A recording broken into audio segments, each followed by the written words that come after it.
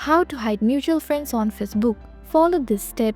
To begin with, open the Facebook app on your mobile device and make sure you are logged into your account. Next, tap on the three horizontal lines at the top right corner of your screen.